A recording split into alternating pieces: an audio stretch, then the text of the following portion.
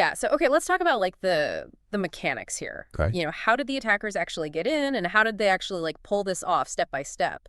So the initial point of entry seems to have been the compromise of a personal access token, Okay. or PT for short, Right. which is basically like like a digital key that gives, automated systems permission to make changes. Right.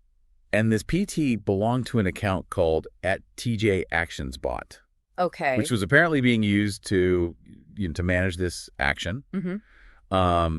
And what's really interesting is that GitHub has said that they weren't able to definitively determine how this PT was compromised. Oh, wow. So even GitHub yeah. couldn't figure out how these credentials were stolen. Wow. What does that tell us about the potential vulnerabilities in these automated systems? Yeah, I mean, that's a question that lingers, Oh, right. If even the platform provider isn't sure how the credentials were stolen, Right. Yeah.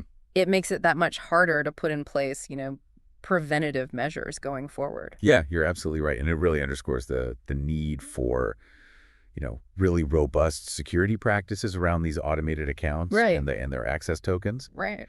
So anyway, once they had access, the attacker introduced, a malicious commit, Mm-hmm. a piece of malicious code. Right.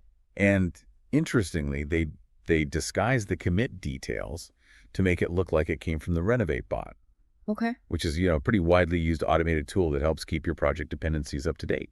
Right.